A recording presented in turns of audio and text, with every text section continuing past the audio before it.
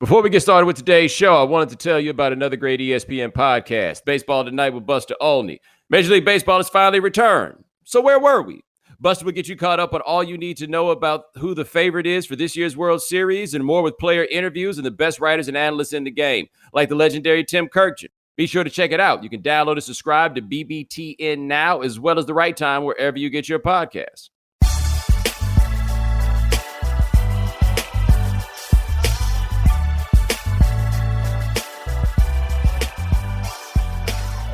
Ladies and gentlemen, welcome to The Right Time. My name is Bomani Jones. Thanks for listening wherever you get your podcast. Rate us, review us, give us 5 stars. You only give us 4 stars. I'm inclined to believe you are a hater. Interview time this week. Joining us live from Detroit, Michigan, because of course he'd be in Detroit, Michigan. Check him out, Yahoo Sports. Vinnie Goodwill, what's going on, man? What's happening, Bo? Where else would I be besides the cesspool of New York City, right? Look, dude, hey, let me tell you this, and you know this part is right, too. You left New York, and it made sense at the time when you did, but I feel a lot safer here than I bet you feel there. No and yes. Because there, you'd have to get on the train to go places. No, you ain't got to get on the train to go places. You don't go nowhere. Like, hey, that's number one. Number two, you got a car. You wouldn't have to worry about that. No, they got this thing largely under control here, man. It's the rest of y'all that's out here wilding. Well, Michigan had it under control, and then they started loosening stuff up, and the numbers have raised. That's what I'm saying. Y'all in that place. Look at this. I'm looking at this right now. Your man's Cuomo sent something out the other day. We got 31 states that if you want to try to come up in this, you're going to have to quarantine for 14 days. But guess what? Michigan, not on the list. So, not on the list. So y'all should get up and say, we're 32. We're 32. No, normally anything that has Detroit in it is usually not cause for celebration. We are operating on the right side of things now. Dog, I looked at this list when it came out, and I was like, yo, every time I think of a state, I look down and it's here. Like every state, I was just trying to pull them random at some point. I was like, oh, what about South Dakota? Oh, no, South Dakota's not there, but North Dakota is. I bet South Dakota out here like, nah, y'all can't come down here. So like Montana and Idaho, are they on the list? Idaho is on the list. I think Montana is on the list. Like just about everybody is on this bad boy. I also thought it was interesting, if I'm not mistaken, Alaska is on the list. Like if you try to come to New York from Alaska, you got to quarantine for 14 days. And I'm looking at that like, who the hell doing that? Well, if you're in Alaska, you ain't in Alaska by accident. You're in Alaska because you want to be there. If you're in Alaska, the one place you don't want to be is New York. Let's just put it like that. I would also say this too, that pandemic or not pandemic, if you going to live in Alaska, I imagine summer is when it pays off, right? Yeah, because that's when the high gets up to like 62. You know my boy George. You met George. Yes. George went to high school in Alaska. I don't know if he told you that. No, he did not tell me that. Yeah. His father passed away his junior year of high school, and he had to go live with his mom, and his mom married a dude that lived in Alaska. And I'll just never forget, George said he got off that plane. He left Dallas, got off the plane in his heaviest coat, which was his Letterman's jacket. And I'm here to tell you, brother, that Alaska Hawk about something completely different. You need layers. Yes. Like I would actually love for you to go to Alaska because you're from an actual real live cold place. Like I'm not from a cold place. But here's the thing: it's Detroit cold is different than Chicago cold, different than New York cold. Everybody's cold is different. Yes. And I bet you there's no cold like Alaska cold. Right, but that's the thing. Like I imagine that like you Detroit cold, you Chicago cold, you Minnesota cold. Y'all be like, man, I can handle anything. And then we get up to Alaska and be like, dog, it's cold. Like it's cold here. Like, no, man, I'm getting back on this plane. I'm good. I'm trying. Like, what's the coldest you ever been? There was a cold stretch, I think, in 2014 where it was negative degrees for like 2 straight weeks. And I sat in the airport. My flight got delayed or my flight got canceled. So I'm in Metro Detroit Airport. A flight got canceled. I was supposed to go to a game. And you're sitting waiting on like one of those car theme ports take you back to your car. And it's cold and the space heaters aren't working and the sliding door keeps opening and closing and you got luggage in your hand and you are just frustrated. You're like tears come out of my eyes, cold, to go to your car, which is a different set of cold. So what do? Do you sit in your car? Do you wait on it to warm up? Do you get in the car and then you go home as fast as possible? Bo, I think I might have just turned 30. and I think I had felt all of the 30. All of it. The coldest I've ever been outside is I inexplicably went to Chicago for New Year's once, and that was not a great idea. The coldest I feel like I've ever been, though, like it wasn't even really about the temperature cold. So after I moved to New York, I went down to Miami to do Highly Questionable for a week. But while I'm down there, they say it's going to get like below freezing when I'm back, but I didn't bring no coat. I mean, because I was going to Miami. But whatever the temperature was, I was like, nah, man. Too cold. So I ordered me a North Face to be shipped to the office so that I could put it on, pack it, or however I needed to do it. And then I have a coat when I got off the plane, right? And I got off the plane and that plan worked. But I got home and the heater at the crib wasn't working. Ooh. That night, bruh. Because you don't fully realize it, right? Like you don't realize that your heat's not working for a while after you got in the crib because the crib is better than outside. Right. And so then after a while, you be like, damn, man, why is it so cold in here? Did you leave the coat on? Yes, indoors, I did leave the coat on. You are correct. But I had to get in bed in like full sweats. I looked like I was about to get up and go jogging. Oh my God, that had to be so uncomfortable. It wasn't what was up. It wasn't what was up. And then I found out that the heater wasn't broken. It just hadn't been cut on for a long time. So you had to do like to turn it off, turn it on, like in the box. But I hadn't been living here. You know, I got there. Every year I know it now. You know what I'm saying? I mean, but you had never really lived in like, Atlanta can get cold. Houston. No. North Carolina's the farthest north I ever lived. Oh, that's right. Yeah, and that ain't real. That ain't the story. You know what I'm saying? Like some things will happen every now and then, but it ain't cold. I was going to say, did you ever have to like cut a heat on and cut it back off and cut it back on again before at any point in your life up until that point? Nah, not really. That just wasn't a tool in the toolbox. You just had no idea. No, also I had my heater quit before. That was the big thing. I just hadn't had no situation where the heater wasn't working. Every time, like I had the air conditioner not work. I know what to do then, and that ain't work on no tricks. That's get on the phone. When the air conditioner goes out, you do not try to repair it yourself. You immediately start trying to work something out. Like at the very least, when your heat goes out, you can layer up. You know what I'm saying? Right. That is not an option in that cold. Would you rather be too hot or too cold? Which person are you? Too hot. Yeah. All day long. Like if I can't do nothing about it, too hot. Because when it's cold, you can never get warm. Correct. There's no circumstance you can layer up, put blankets on or whatever. When you get too hot, you can kind of finagle it. Yes. But you can never get warm enough when it's too cold. Yo, I tell you this, though. Something just dawned on me about the NBA bubble. You know what could make this whole experiment fall apart? Let the air conditioner stop working in one of them hotels. Ooh. So wait, what player would be complaining the most? All of them. No, I feel like, guys, body changes. I feel like if the air conditioner goes out in Orlando and we're pushing August, it'll be a race to be the first dude to get there. Like you say, it'll be an old head. It'll be a young dude because young dudes, they got a quicker first step. There'll be a union meeting about that. Like we keep talking about everything that's happened with this bubble and whether the cats can get along to reach a resolution, find enough common ground. Everybody's got common ground when the AC breaks. Dog, I didn't think about that. Orlando in August. Like, it's not as hot as it's going to be. No. It's ramping up. Put it like this. You know how many teams are going to be happy to get up out of there in like 4 weeks? We done did y'all this favor for this league. Like the Sacramento Kings. Imagine how happy you would be if you're the Sacramento Kings. No disrespect to the Kings.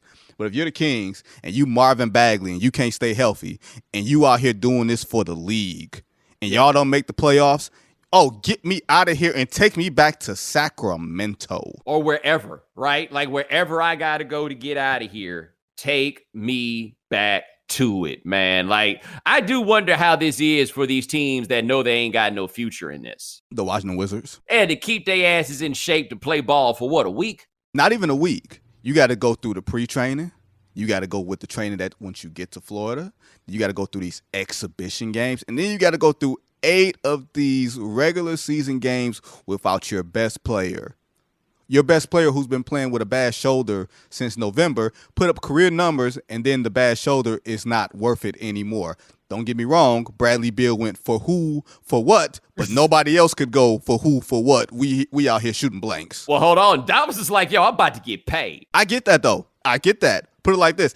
And regardless of what people may say about how this may harm people, Davis Bertans is not one of those people who will be harmed in free agency because he decided to opt out. He doesn't fit into that demographic. No, let me tell you, even if it would, Davis is what, 6'10", shooting like 43% from three on 9 threes a game. I worry, though, that he's going to be some version of, like, I'm trying to think of the one-year wonders who just did what they had to do to get that bread. Like contract year Charlie Villanueva? Yes.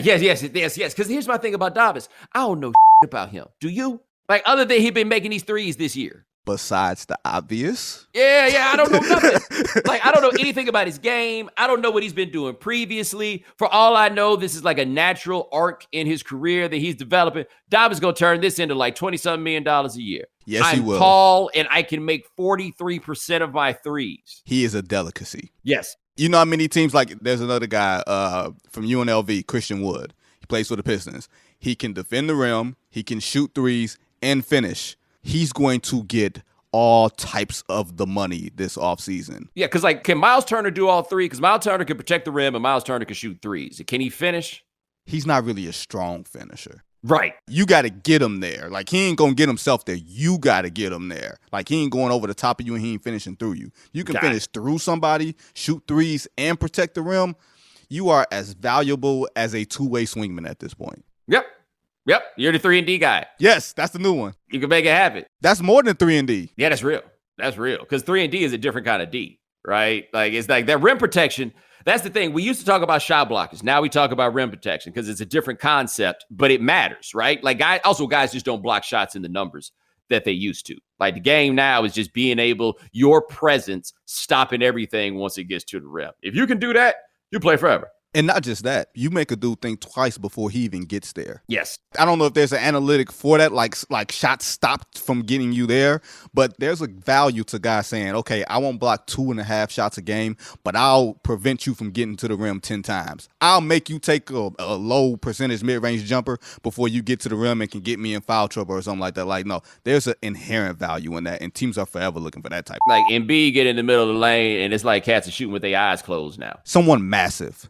Do you know how massive Joel Embiid is? Big. He's so big. But that was the one dude, Bo, I was worried about. I thought he was going to come back and look like a Teletubby. I did too. I thought, you're not playing basketball.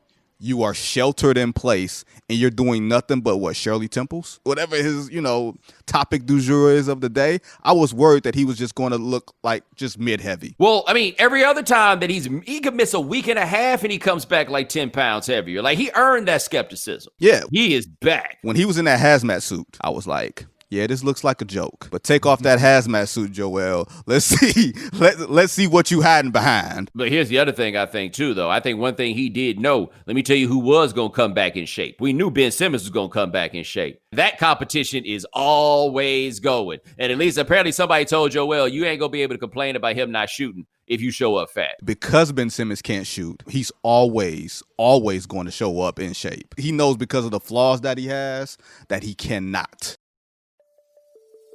Goodyear believes that movement drives us forward, that every mile brings us one step closer to our goals. But Goodyear also believes in the importance of a rest stop and taking a breather to pause and reflect on the road ahead. Sometimes that's all we need to keep going, a moment to compose ourselves before we start moving forward again. So as you get ready to start moving again, Goodyear's here to help. Visit Goodyear.com to learn more. Goodyear, more driven.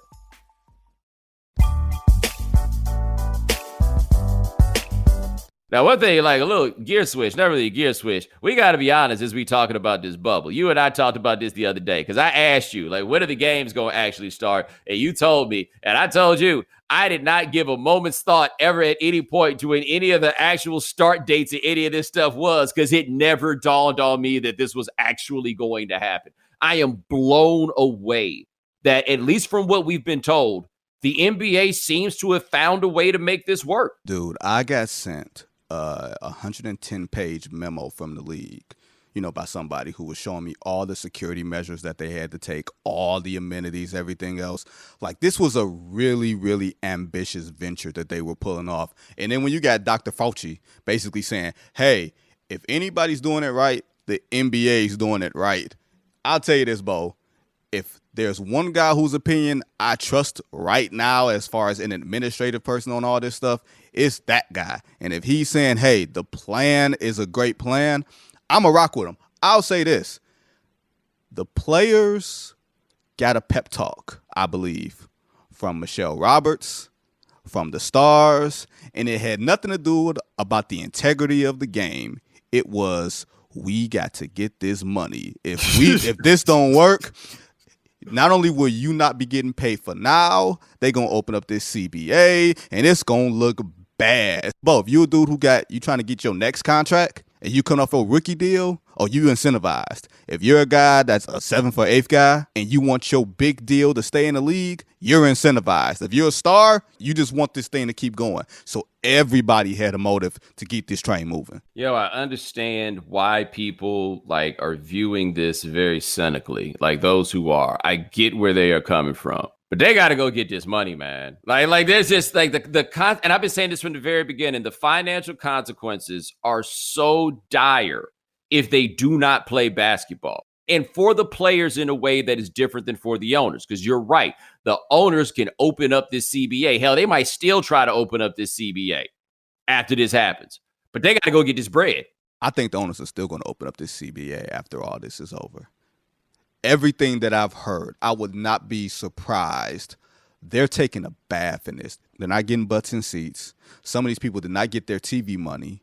And you don't know exactly when you're going to get butts in seats next season. So you're going to try to, if there's one thing we know about these owners believe in protecting their own investment in this. A lot of these new age owners didn't get in this to lose money. You got to think, so many teams changed hands in this past decade. This is a new commissioner. This is not David Stern and first generations like the Jerry Reinsdorfs, the Bill Davidsons. Those guys are gone. We got a whole bunch of Tillman Fertittas, and we can make jokes about Tillman Fertitta because he makes himself that, right? He puts himself out there. But it's a lot of these other owners who are a little more quiet, but they got the same concerns, man. They came into this to make money. Bo. Well, I think, and this is an interesting thing to consider. Maybe one of the worst things to happen in sports is all these owners who have made owning these teams their primary bag. Yes. Right? Like they made the money doing other stuff. But like Mark Cuban, for example. Mark Cuban made all that money on that internet stuff. But what job does he do 40 plus hours a week? He runs the Mavericks. Yep. You know, like all these guys, I feel like this wasn't really quite the case in that way before. Like I remember there's a cat that owned the Rockets before Les owned the team. The dude named Charlie Thomas owned the team. And I know Charlie Thomas's name because Charlie Thomas was a car dealer. It was Charlie Thomas Chevrolet, Charlie Thomas this, Charlie Thomas that. You know, he had all the joints. And I felt like at least Charlie Thomas's job was running them car dealerships. Like that was what he was doing. When he got off the Rockets was cool, but he was owning them car dealerships. Once the team becomes the primary profit center for one of these guys, which they kind of have to be if you're buying these things for billions of dollars at this point, then their intention and the way they go about this is going to be much, much different. And their spending game is going to be a little different. So like Fertitta's got other issues because I guess Landry's is maybe his main job. But damn, that's a horrible main job to have right now. Dude, you got to think about it. Before, remember how you used to make fun of the Lakers for being a mom and pop business? Yes. Right.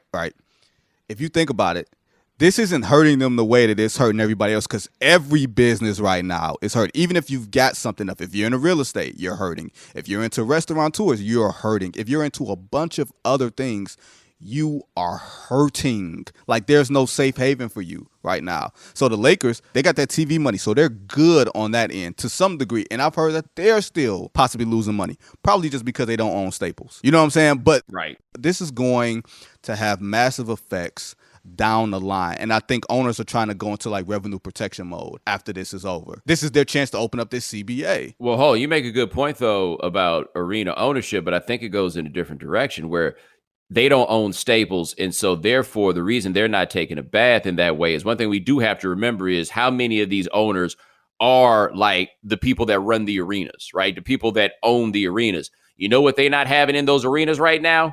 Anything else, right? Like it ain't just that they're not getting butts in the seats behind these games. I'll never forget this. I met Jordan's man, Fred Whitfield. Yeah. I met him at some event in North Carolina a few years ago. And this was after Jordan had put out that letter about the bill in North Carolina that was called the bathroom bill, you know, and that a whole lot of artists had said that they were not going to do shows in North Carolina, you know, because of the bill. And Whitfield made the point. He was like, we got an issue over here. You know, we run the arena. Like we don't get the concert money. And I was like, oh, that's why Mike took a stand. Got it. Right. All these other places, if you run that arena, them summer concerts. You not doing those. The monster truck rallies. You not having those. The circus, it ain't happening. Like all these other streams of revenue, they're gone from this. Like I feel like if you're a football owner, there wasn't as much that you were going to be doing with your stadium. If you're an NBA owner, and think about it like this, you may come back, but how long will it be before the entertainers want to come back to these arenas? The liabilities and everything else. How active will people be in trying to put on concerts or Disney on Ice, whether you got to put a bunch of kids into these arenas? If you can decide that you want to fit your arena at 50% capacity for a basketball game, that's one thing, because the NBA has certain insurances and everything else. Well, all these other artists and entertainment venues or entertainment streams have those same protections to where you will feel comfortable bringing them into your space. And if the answer is no, then you got to find a way to try to make up that money on the front end of this. Yeah, let me tell you something about these entertainers. Who's going to be willing to do a show? All of them. They so ready. I can't imagine how ready everybody else is. Like cats have figured out how to make money off the streaming and stuff like that. And the internet, I guess, makes it easier to make music without people having to be in the same place. Now, as soon as people start, because at this point, you ain't really making money selling records. You're making money selling merchandise, and you're making money doing concerts. I can't imagine how ready they are to do these damn concerts, man. Like this money, like everybody's money got hit in a way that I just don't think that people fully appreciate. Like the owners, they're going to open the CBA. The problem is they're going to be greedy, right? Like they're not going to be on some let's just do what's fair, so forth and so on. That's not what it is. Everybody had to come out here and get this bread. The players need this bread. The owners need this bread. And it's all because they have made decisions with the expectation that they were still going to have this bread. Well, here's the thing. This is truly an unforeseen circumstance. Like the players can't really blame the owners. The owners can't really blame the players, although they will. Like we know how this is going to go from a public relations standpoint after all this is over. And I think the players knew that they were not going to get the benefit of the doubt from the public from you're going to collect your money and not work. Right. I don't think that was going to happen. I don't think that was going to fly well with the public. So now on the back end of this, wait, y'all still want all of y'all money and no fans are going to be at these arenas, at least for how long? I've heard March could be the earliest that we let fans into the arena. So you think the players are going to be getting 100% of their salaries? Or we just going to recalculate this basketball-related income and keep this train moving? And then all of a sudden on the back end of this, Bo, when everything gets back to normal, you think the owners are going to say, in the interest of fairness, that's the thing. We're going to give it right back to you. We're going to take that money out of escrow and give it back to y'all. We're going to see how that works. I think the only way that they're going to be able to make this work is there's going to have to be some provision in whatever they do that's going to have escalators or whatever at certain levels of revenue. Like that's the only way that they're going to be able to do this. Now, I also want to be fair to the owners on this, and I don't think they was necessarily right or wrong about this, but from what I can gather, the money thought that we was going to be back to life, back to reality in July. Like I had been hearing that going back to like April and May and talking to multiple people, and they really thought that everything would be under control by July. Like they were led to believe that we were going to be able to resume some sort of normal life, except we didn't do anything that we needed to do in order to make that happen. I don't know if you're looking at these numbers in New York, for example. They've gotten a lot better, right? Like I still don't feel comfortable about it, but it's reached a point where I'm not looking at people so judgmentally when I see them like eating outside and stuff like that. I'm judging people with no mask on. Like that thing I'm still on. But they've gotten the things to a place in New York City that just feels New York State, but it feels a whole lot different at this point. And now everybody else, they don't understand this. When we were on crisis mode, a big part of why the media reported it like it was crisis mode was because New York was on crisis mode. So the lives that these people were living themselves, they were feeling it, right? So Chris Cuomo has caught it, for example, and all this stuff. Mm-hmm. So it was all right here, and it felt that way. Now I'm looking at like Houston. I saw something yesterday. The mayor of Houston said that 25% of tests were coming back positive. 25%? That's what I'm saying. Where they are now down there like it was in New York. But I don't know, as much people talk about how north they are and this stuff. I don't feel like they're treating it like a full-on crisis in the way that New York had to, so the governor's trying to figure out after they talked all this, you can do what you want, we're going to get this money. They're trying to figure out how to walk that back a little bit. But at the same time, I don't think that those people fully appreciate what the level of crisis is, because I don't think the larger media is treating that as much like the crisis that it's turning into. I don't care how many people are dying. Well, the crazy thing is, I think the messaging from the beginning made it seem like it was a big city New York issue. Like if you were in New York, or if you were maybe not necessarily Southern, but I felt like it was like a Northern issue. It was like an elitist issue, not a Southern country-ish type of issue. And when I left New York, right after the games were canceled, I left because it was just bad. But New York got to turn around so quick. And the problem was, to me, Bo, when the messaging said you can get it, but you can recover from it, that took away all the sting for people having to take it seriously. When it was like an old people's virus and it was a thing that you could recover from, that was the I won't say incorrect messaging, but it was incomplete. And all of a sudden, at a point, people just gave up. Like, people do not want to wear masks. Like, look, you got Dwight Howard out here, and we say we have to decide, are we giving athletes the amount of country that we should? Dwight Howard's out here not in a mask.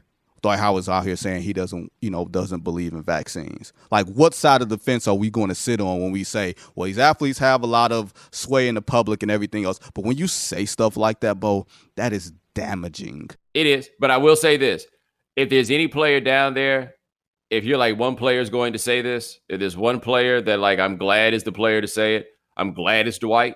If there's only going to be one to do that. And you know why I'm glad it's Dwight? You seem to have a guess. Because nobody takes him seriously anyway. There we go. There we go. Like, if you're going to be the one to say this, be the person that don't nobody listen to. Not even your peers. Like, you think about this. Dwight Howard is a 16-year NBA veteran, future Hall of Famer, 3-4-time Defensive Player of the Year. Don't nobody want to hear nothing you got to say. And thank goodness, because what he said was stupid. Like, AJ, I was at dinner once a few years ago with a Hall of Fame player and with a former coach. All right. We're talking about Dwight, and this coach is telling me about Dwight. And this is 2013. So this is when everybody is like really down on Dwight. This is after what happened with the Lakers. And the guy's like, I just don't know if Dwight has the cognitive abilities to be a superstar. And I didn't know what to do, because if I had heard a white person talk like that, I'd have been like, yo, what you trying to say? You know what I mean? But it felt the exact same way coming from this dude, but I didn't have any facts on my side to go in the opposite direction about this, right? Like, I didn't have anything to refute this. I was just like, wow, that feels really harsh. And then I saw that fool talk about, I don't believe in vaccines. That's just my opinion. And I think that everybody should be allowed to have this opinion. And you know why we can't just allow Dwight Howard to have this opinion? I'm going to tell you why we can't just allow Dwight Howard to have this opinion. Because Dwight Howard got 14 kids. I know the number's not 14, but he got a bunch of them. And all I'm saying is, if he's out here talking about, I don't believe in vaccines, do you believe in Child Protective Services? Because I feel like we need to make a call and make sure all his kids ain't got no measles. Like, hopefully his baby mamas have learned, and they all like, don't tell your daddy, but we're going to get you these shots. Dwight, we do not have to believe you. We don't have to respect your opinion on these matters. And here was the thing about it, because he said believe in an opinion. Okay, whatever. He did not appear to express this opinion in a setting that allowed somebody to say, because this is what I want to know when he says, I don't believe in vaccines. That statement doesn't make any sense. Like, do you believe vaccines don't work? Like, do you believe that there's no such thing as a vaccine? Like, we're not talking about Santa Claus, Dwight. What do you mean you don't believe in a vaccine? So what is your problem with vaccines? I would love to hear Dwight. Like, there's no answer to that. Would you want to believe where Dwight Howard got his cockamamie theory from about vaccines? Do you want to hear him further go down this rabbit hole that he cannot dig himself out of to make himself sound dumber and dumber? On wax? On wax or just in general? Both. I really want to know what he's talking about, because, like, all right, so the anti-vaxxers who are under this belief that there's some connection between vaccines and autism, right?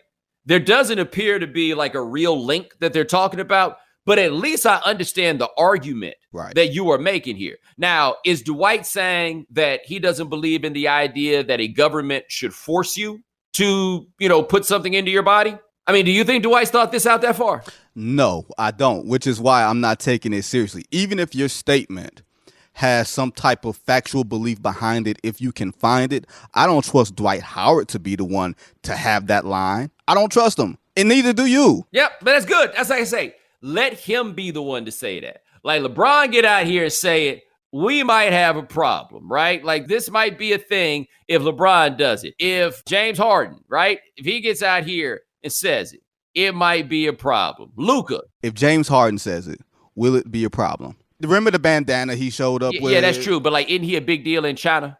You know what I mean? Like we got to think about the worldwide influence.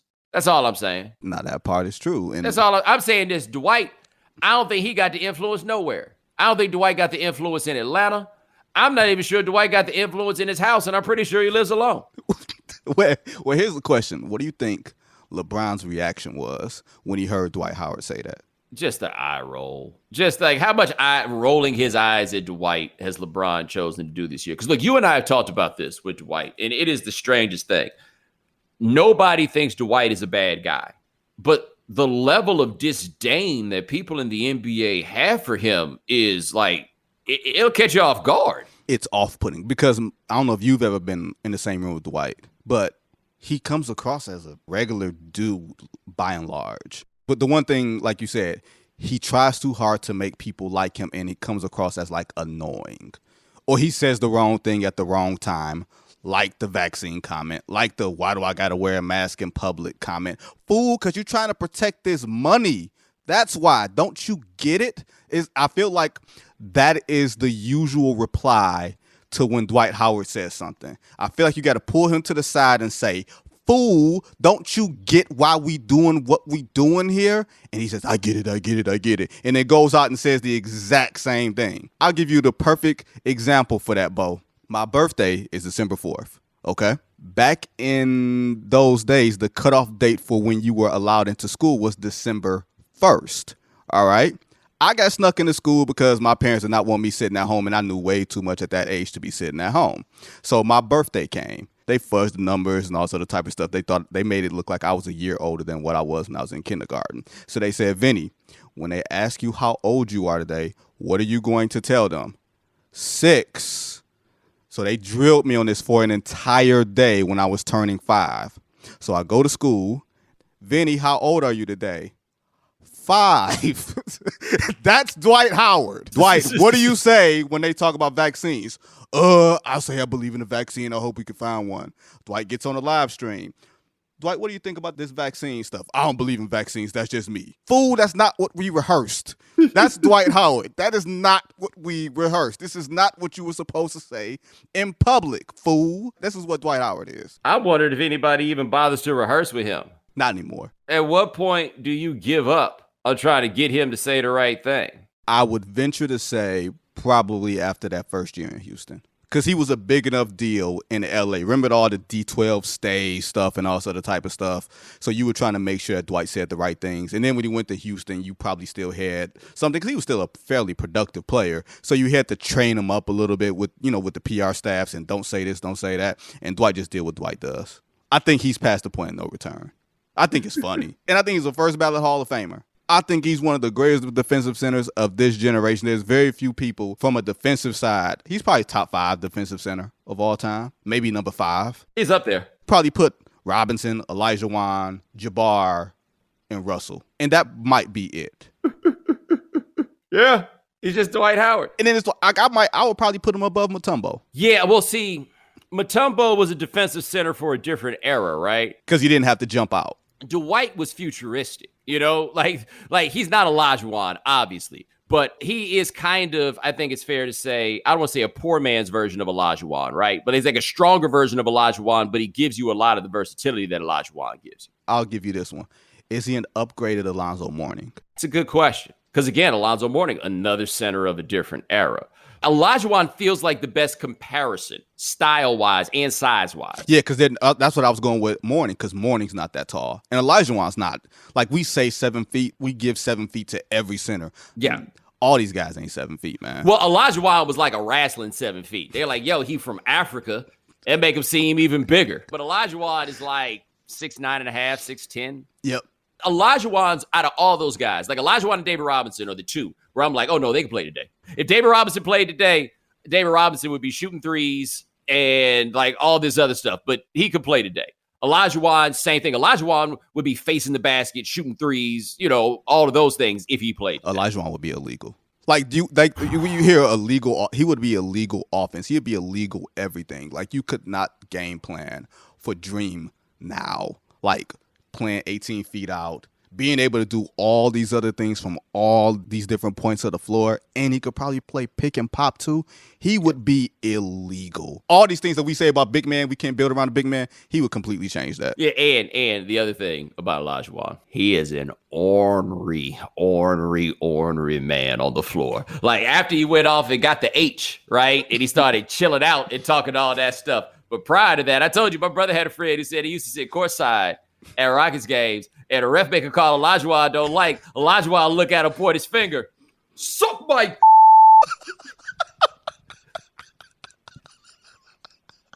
Yeah, no. In fact, just the other day, SportsCenter had done a thing. It was like the top 10 foreign-born players, and they had Olajuwon, and this is old Olajuwon. Right? It is old Olajuwon, and I know it was old Olajuwon. It was the white Rockets jerseys with the blue pinstripes and with the science project in the middle, right? Yep. And Olajuwon did some dream shake type move, and as they go to like the slow-mo at the end of the move, it's Olajuwon pointing at the ref and screaming at him. So you're not talking about Hakeem Abdul Olajuwon. You are talking about Hakeem Olajuwon, the serene, the champion, right? That's the one you're talking about. Yeah, Hakeem was chilled out. And let me see if I can find this quote from Olajuwon, because I remember this very clearly from when I was a kid, but I want to be careful about these things, because sometimes you don't remember them right. But I know for a fact that Olajuwon said this. Rodman said that he had sexual fantasies about men. And he said that everybody, like, it wasn't just him, right? This is what he said. And so in 1995, they covered their ass Hakeem Olajuwon about this. And Olajuwon was very diplomatic. And he says, and I generally don't do accents, but I feel like the accent is necessary to really drive the point home on this one, right? And he says, sometimes when you think something, you think it, and you think that everyone thinks the same thing. He is wrong. He is wrong. Olajuwon was like, no, not me. I can't believe I never saw that quote. Oh my God, me and my brother talk about that 25 years later. Me and my brother talk about that to this day. Sometimes you think something, and you think that because you think this, that everybody thinks it. Oh my God. He is wrong. But of course, and I turned down the he is wrong in this telling of the story, because when we told this story before, we were like, he is wrong. We were not. Dream was not co-signing Dennis Rodman's madness. Can you imagine if Dennis Rodman had given that quote and he played for the Bulls and they had to come talk to Jordan or Pippen about it? Oh my God. Hold on. Let me ask you if you remember this. Dennis Rodman played for the Lakers for like 2.5 weeks. Yep. Do you know the game I'm about to talk about? The Kurt Thomas game. Yes. So for those of you who don't remember, Kurt Thomas used to play for the Knicks. And Kurt Thomas always kind of had this look in his eyes. It's hard to explain. No, it's not. It's not hard to explain. Kurt Thomas always looked like you were one chicken wing away from him running into the stands on you. Yes. And so Dennis Rodman is guarding him. This is like an NBC Sunday game, Lakers and Knicks, right? The big markets. Yep. And so Dennis Rodman is guarding him. And it seems very clear that Kurt Thomas has come in telling himself, I ain't gonna let him do me like that. I ain't even gonna let him do me like that. You know, like he's just like, it's not getting in my head. Nope, not gonna happen to me. Not gonna happen to me. And I don't know what Dennis Rodman said to him. I don't know what Dennis Rodman did to him. I don't know what tripped it off. But next thing I know, Kirk Thomas is trying to take this dude down to the ground. And the look on Kirk Thomas's face is, I can't believe he said that to me. I just can't believe he did that. No, I think he came in with a different mindset. I think Kirk Thomas came into that game because literally, folks, if you don't, you can find this clip on YouTube. He literally dragged Rodman from his jersey across the floor, to which Rodman, you can't see anything of Rodman provoking him. Normally, you see Rodman doing something to upset a player.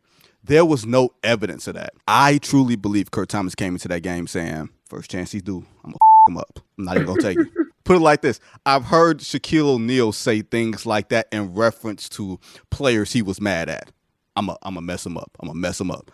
I think that Kirk Thomas took that tack going into that game. It's a Sunday game. He's not going to embarrass me. We on national TV. You got to think Kirk Thomas was not a dude who had a whole bunch of national TV shine. He went to what, Texas Christian? With TCU, yeah. He was the leading scorer and rebounder. Scorer and rebounder, yep. Yeah. He was leading. Look. And this was Dennis Rodman at age 38 with 0 left to give, right? Right. Kirk Thomas was like, look, man, first chance he get. He probably told Chris Childs in the locker room, don't worry about it. First chance he get. No, except I felt like he was holding it in, and then it just couldn't go no more, right? Then it was just a wrap. Was that the same game? I think that was the same game because I know the game you're talking. They both happened at Staples. No, that was at the Forum. That's the last year of the Forum. Right. But either way it goes. No, that was the Chris Dudley game. That's the Chris Dudley. You're right. The Chris Dudley game's at the Forum. The Chris Childs game is the following year at Staples. Yep. This is 99. Yep. You're right. This is 99. The Chris Childs game was in 2000. Yes. Wow, Lakers-Knicks, quietly far more eventful than we had given itself credit for being. The Knicks, good for something, because they ain't good for winning. No, they're not. They're not.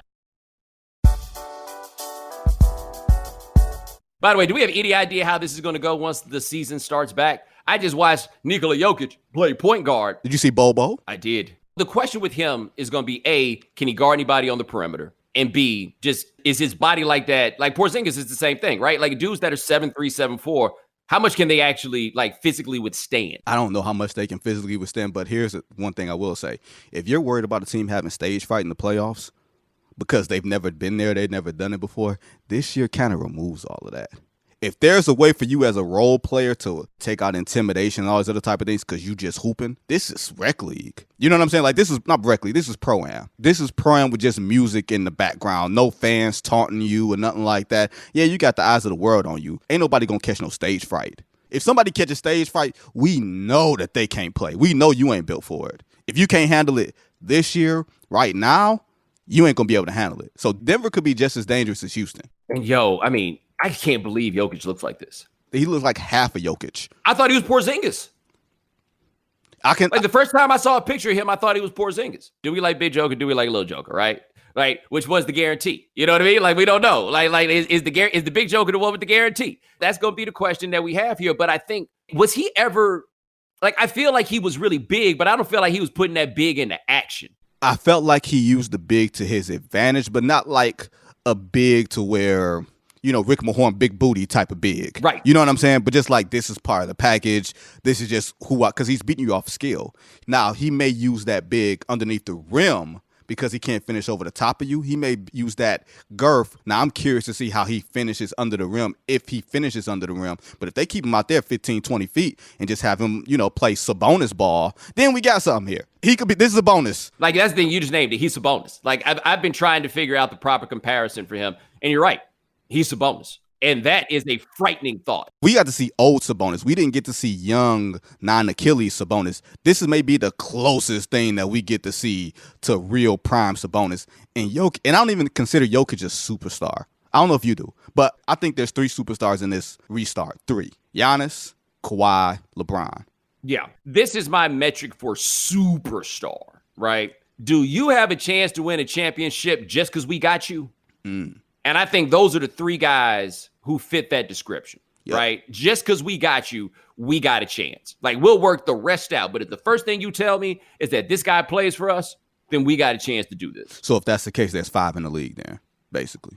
Can you name 2 out after those 2? A healthy Kevin Durant? Yes. A healthy Kevin Durant and Giannis. and a healthy Stephen Curry? That's an interesting question that you raise. Because I feel like even with the healthy Stephen Curry, you got to put some fairly specific things around But him. you got a chance. Yeah, but to have the chance, you have to put this fairly specific set of things around him. And he can't guard nobody. Even with that, you can win with him in a way that maybe you can't with Damian Lillard, maybe in a way you can't with Kyrie Irving, two similarly skilled players. There's a difference. Yeah, I feel you, but this is what I'm saying.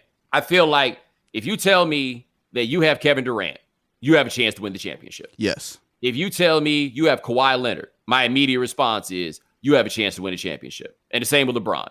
You tell me you got Steph, I want you to tell me a little bit more. So do you put him above or below James Harden? Above. I'm with you. My only problem with Steph, though, you know me and what I care about. This is a big problem. Getting his own shot. Mm-hmm. He could get his own shot if he shoots it for 40, like coming across the line, and he's got like sick handle and all of that stuff. There's something different. It's hard to explain what it is with Steph, but Steph is somehow like the greatest system player of all time. And I'm not saying that to shade him, but you are not going 1-4 flat. No, that's the thing. Being like, get us a bucket. That's the thing. The thing is, even Lillard and Kyrie are different in a way that you can tell them, go get me a bucket in a way that doesn't involve, and this is not a shade to Steph Curry when I say this, trickeration. Yes. Like everything with Steph sets up off of the shot, off of the threat of him beating you off from 35 feet. So when he crosses you over, he's getting you off your feet because you are worried about him stepping back and hitting the three compared to Kyrie or Dame. They're just getting you off balance completely in a different way than Steph. And I'm saying Steph's a better player than them, but it's a completely different paradigm with them relative to anybody else. I get it. That's the one thing that I have a concern about because we saw when it mattered most, and what was that, the 2016 Finals in Game 7, and granted he was hurt. He couldn't get around Kevin Love. Yeah, put it like this. You could tell Kyrie, go get me a bucket. Yes. Steph would be like, all right, fellas, let's go get a bucket. Steph will find a way to give somebody a shot. Kyrie will go get himself his shot. Yes. Put it like this. There's a bunch of other things that Kyrie can't do that Steph can, but the barest of essence, yes, Kyrie will get in his bag. By the way, talk about Giannis. Are you one of those people who's on what the Bucks really don't want to do is see the Heat in the playoffs? Wow. Because they got Bam. Because I'm that guy. Because they got Bam. Not only do you have Bam, who he can't just flat out muscle, right? Because I think that's the thing. You can't, if you don't have anybody that's long to stay in front of him and muscular enough not to get bullied by him, then you got a chance. And the Heat have disciplined defensive players. Like, we haven't seen them with Bam plus Jimmy on one side, plus Iguodala on the other side, taking away the angles. That could be an interesting series if it gets down to it. Because who do you trust when it comes to making coaching adjustments? Do you trust Bud or do you trust Spo? Because I think Spo's still one of the top 5 coaches in basketball. Yeah, it's a good question. Who do you trust? I don't have a reason to trust Budenholzer right now. I think Giannis, and someone told me this, and I'm not sure if you're of this belief. Common belief is the Bucks have to get to the finals for Giannis to stay. Someone says, no. The Bucks have to win for Giannis to stay. What side of that fence do you sit on? I don't know what's important to him. Mm-hmm. That's where this comes down to. Like, what is important to him? All right, so I felt when LeBron left, it would have been stupid to stay. I just don't think, like, it wasn't possible to win under those circumstances. The first time. Yes. LeBron has left 3 times, so you got to differentiate which time you were talking about. Yeah, but I also think that each time he left when the window was over. Yeah.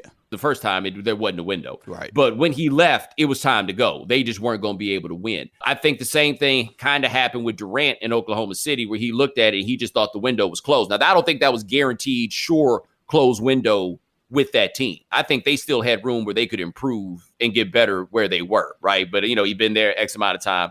He decided to go. Is Giannis looking at the Bucks and saying to himself, we can't take this no farther? Like, does he look at this and think that this is the best we are? Because what I think has changed now versus like the team they had last year is Chris Middleton is no longer just some other dude to have on your team. I looked at the Bucks and saw, including Giannis, it was like, I don't think y'all got anybody that can go get their own shot. They do now. And that's Chris Middleton. The difference between Middleton last year and this year is this confidence. I don't think the skill set has changed much. I think it's just been the positive reinforcement that, hey, if I need to get 35 tonight, I can get 35. They never needed him for that last year. So when the game came up, and you can probably say that was game 4 against Toronto, they win that game. If they wind up coming back and winning that game, they probably win the title based off of all the circumstances. That was that swing game. And you didn't have another guy who could do that. Now, do you trust Eric Bledsoe? Ooh, it's all about size. The problem with him is size. He's Isaiah Thomas. I'm from Detroit. You gotta clear that up.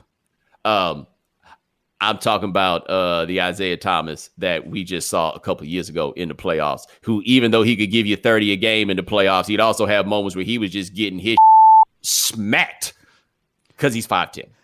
I knew that's what you were saying, but for purposes of your sake, the guy who just did the Jordan rules book.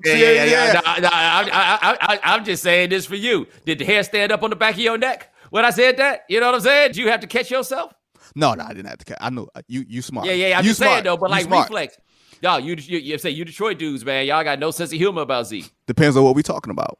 Depends on what we talking about. If it's anything that matters outside of Detroit, y'all don't have a sense of humor about it. No, we don't. We ain't really playing that. We ain't really for these jokes. Okay, Houston dudes is like that. With who? Houston dudes is like that with Houston dudes. I done been around y'all. That's a whole different breed of folk. I'm talking about the way y'all are specifically with Isaiah Thomas. There is nobody that Houston feels like we got to defend before the rest of the world, because in Houston, there ain't no world outside of Houston. There's two kinds of people in Houston. People who think the whole world is inside of 610 and people who think the whole world is inside of Beltway 8. But they ain't really thinking too much about anything outside nowhere else. You might be right on that. We may be a bit defensive when it comes to Zeke. Yes.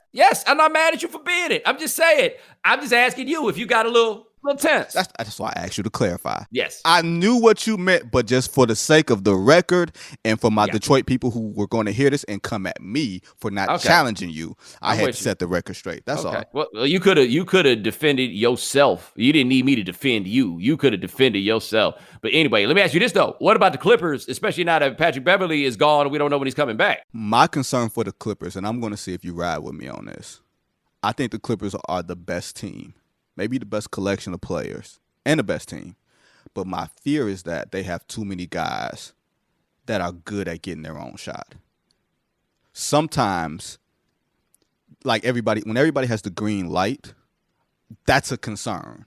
Like if you only got two guys with a green light and everybody eats off of Paul and Kawhi creating shots, at least that sets a pecking order. Now you got the Morris twin there who have been shooting a lot. You got Lou Williams, who always has the green light. You got Reggie Jackson, I don't mind in his role because he's a backup. You know what I'm saying? Yeah. But you got 6 or 7 guys in addition to maybe the most complete player in basketball saying, I can get my own shot. Who's going to say no? Who's going to pass up them calories? Well, Paul George is the answer. But that's who's gonna pass up. That's who's gonna be passing up these shots. Y'all got it. I can focus. I can focus on defense.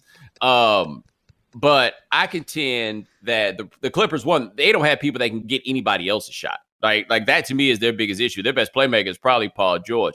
I look at the Clippers very similarly to the 2011 Heat. Right? Like they're really good with 2 or 3 dudes.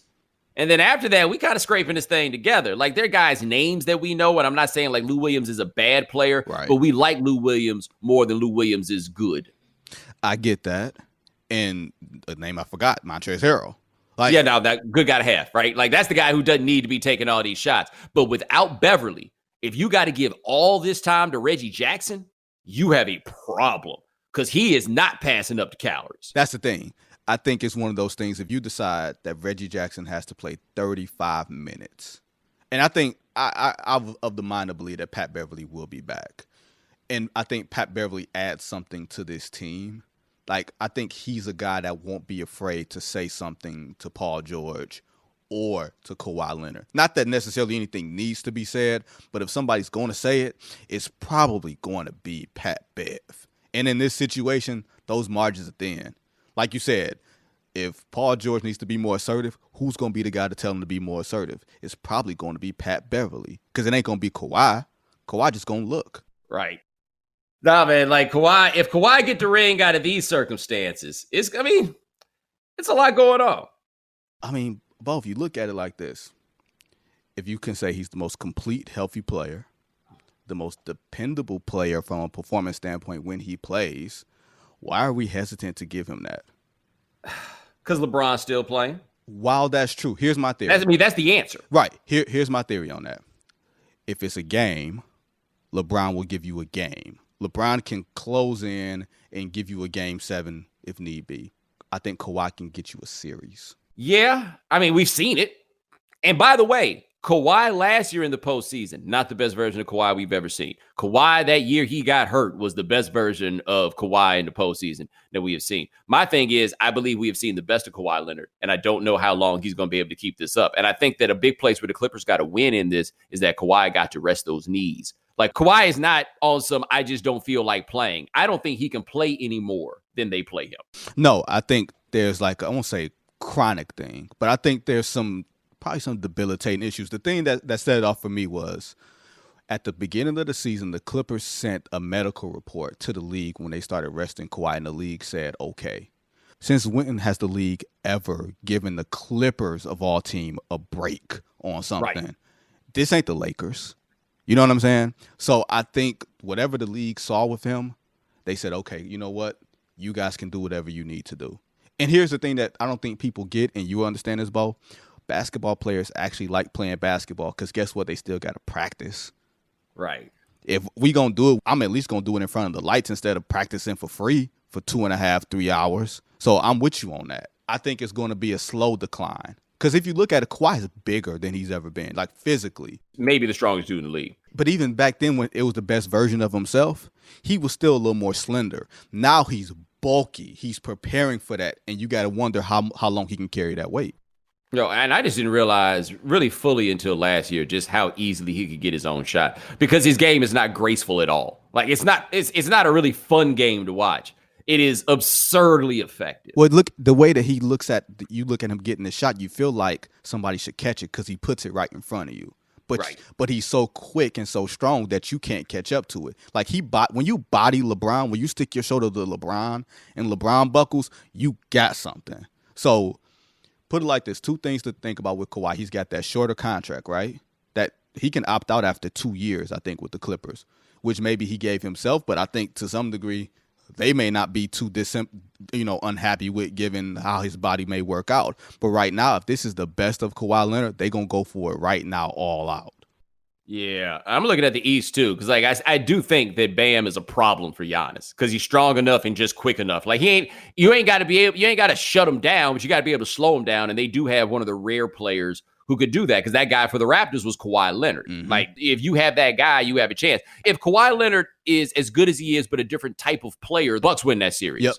It was just the nature of what kind of dude he was. I don't know what Boston going to give him. I'm trying to get my memory back about the NBA. Like, oh, yeah, Boston. I remember they were really good. Well, the thing that Boston gives you is Boston gives you 4 dudes who can get their own shot if healthy. Now, I'm not saying Gordon Hayward is like a Jason Tatum get my own shot. But to me, the name of the game in the playoffs is not can you shoot, but can you get your shot. And if you got good shot creators and a decent coach, you got something. I think the East playoffs is going to be a lot more fascinating. Like, I think we thought going into the season, Bo, that the East was going to be really fascinating, and then we sort of forgot about it. I think the East is going to be really, really fascinating because you got Boston, you got Philly with Ben Simmons going to power forward. You got 4 bona fide teams that you can see making the finals if things break right. On a team, and a team that was on pace to win, 67, 68 games, and it's still not a cakewalk for them getting to the finals at this point. Look, assuming everything breaks right health-wise, we're going to have some fascinating basketball in September, man. I'll take it, man. Like, I cannot believe it's actually going to happen. I really just didn't think that this was possible. And they've still got a lot of moving parts they're going to have to get straight, and who knows if they actually finish it. I see what the NBA's done, and I don't think they're being reckless. Like, everything I look at with football feels kind of reckless. Mm-hmm. This hadn't felt reckless. And I feel like you have to applaud them for figuring out what they figured out. They've earned the benefit of the doubt. Yep. Now, the thing that makes trip them up, Bo, I think is when the families come in. I'm curious when they allow the families to come in, after teams wind up leaving, will they loosen up the rules and stuff like that? Will all it takes is one family member. Will everybody get tested? You know what I'm saying? What happens if someone's ring goes off overnight? You know what ring I'm talking about, Bo? The ring that they give the players. You know, what happens when your ring, what happens when your activity ring goes off overnight? What do you do then? Tough call. Why is LeBron not here today? He pulled his hamstring in his sleep. Don't ask. Don't ask. But ladies and gentlemen, my man Vinnie Goodwill, thank you so much. Check him out, Yahoo Sports. Appreciate the time, my man. Glad we got this worked out. Indeed, indeed. And ladies and gentlemen, thanks so much for joining us here on The Right Time. We do this a couple times a week. My man Gabe Bassain handles everything behind the scenes. Thank you, sir. Thank you to our guest, Vinnie Goodwill. Remember, subscribe to The Right Time. Rate us, review us, give us 5 stars. You only give us 4 stars, I'm inclined to believe you are a hater. And we'll talk to you guys in a couple of days. Take it easy. Thanks for checking out The Right Time with Bomani Jones podcast. You can listen or subscribe on the ESPN app, Apple Podcasts, or wherever you listen to podcasts. The Right Time with Bomani Jones.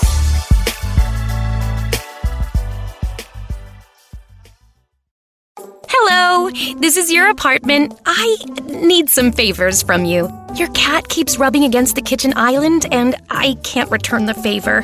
Can you give her extra pets for me? After that, could you bundle your renters and car insurance with Geico? We could save money, and it's easy to do online. And one last thing. Could you leave the TV on during the day? I need to catch up on my soaps. Geico. For bundling made easy, go to geico.com today.